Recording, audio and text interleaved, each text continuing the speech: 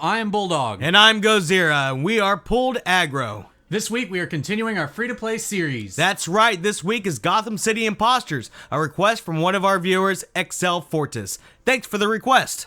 Now, Gotham City Imposters is a first-person shooter, multiplayer-only video game set in the universe of DC Comics' Batman, developed by Monolith Productions and published by Warner Brothers Interactive Entertainment. The downloadable game is played from the perspective of two teams trying to kill each other. One with people dressed like Batman and the other people dressed like his archenemy, the Joker. The game was released on PC in the US on February 7th, 2012. Now, without further ado, we bring you Gotham City Imposters. Now, my first impression of this game is it's pretty fun. I mean, I got right into it. It was a fun first-person shooter. It got right into team deathmatch. We were able to get in and get involved. It was really pretty fun in the beginning of how it looked and how it played and how everybody kind of was a different kind of twist on how you'd expect a first-person shooter to look. Yeah, whenever I jump right into it, I kind of went through the tutorial first because there's a lot of different things that you can do with it. You have rollerblades, you have gadgets that you can use. The grappling hook is pretty fun. Getting across the map, getting to the nice sniping areas if you're planning on sniping, or just getting close to those snipers who are camped up and up in the bird's nest or something. Now, one thing I didn't like about jumping right into it is I was playing against people who have been playing forever. The first game that I played, there was 3 level 1000s in there, and I was a level 3.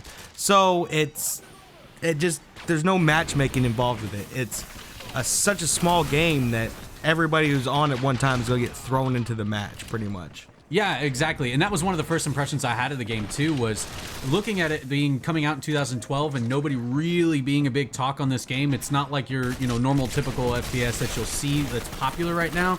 This one had a little bit different of amount of people who were playing. So that was a big deal that I noticed, too. You jump in and you were getting with people who had everything unlocked or bought everything, and you're just kind of stuck. Now, kind of piggybacking on what you're talking about, how there's not a lot of people out there playing it, we could only get into one game mode, which was Team Deathmatch. There's several other game modes that we wanted to play, we just couldn't because everybody was playing Team Deathmatch. Yeah, and I think kind of the idea behind what they've done with this is the Monolith is kind of focused a little bit more on other games that they did. They came out with a MOBA, and I think they kind of left this game in the back burner. And my first impression was this game was going to be a lot of fun. It had a lot of hopes for me, and I really think it was going to be a good game. And then you get in, and there's really not too much to do other than for Team Deathmatch. Well, you can unlock guns, and you have different little pets and stuff. You can unlock costumes for your characters. It's all kinds of stuff that you can do with it, the amount that you can play. So I liked how they incorporated that, but at the same time, there's not enough people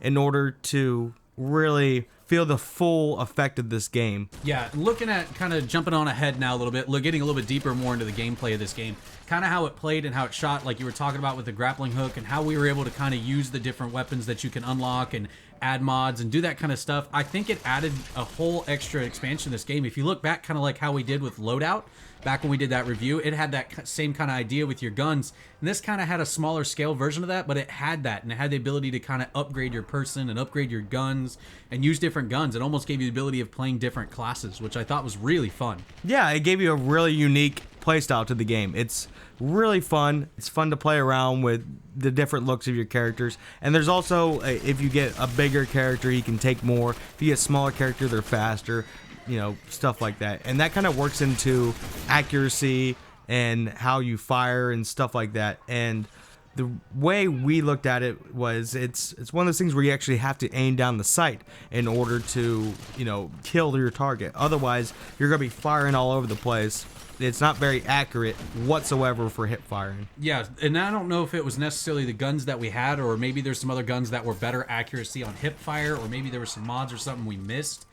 But looking at it from the first standpoint, when we were looking at the original guns that we got and the guns that I even was able to unlock, because I was lucky enough to have quite a bit of the game going into this, and looking at it, every gun that I picked up or chose or did something with, you're right, the hip fire just didn't quite have it. You had to aim down the sight, so you had to have a scope or hope you could get some good iron sight weapons to be able to do that with. Exactly. And which brings me to my overall. I'd give this game a 4 just because it has so much potential, but it's just a dead game. Nobody wants to play it anymore. It's got some fun aspects to it, but it doesn't have the driving effect that these newer FPS, even these newer free-to-play FPS games that are out there but it's still a little fun game. I jump in and play it, just to have some fun, because there is different mechanics that you can have. So the replayability is there, but the reason why I gave it a 4 is because it's just, I was limited to what I could do because of the amount of players that are actually playing the game. Yeah, my overall in this game is going to be,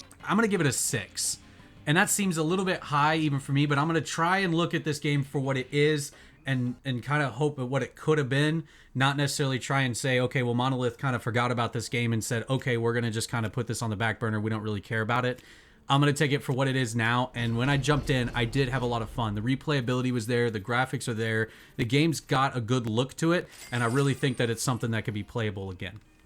Well, that's all the time we have. I'm Bulldog. And I'm Gozirra. And as always, GG, everyone.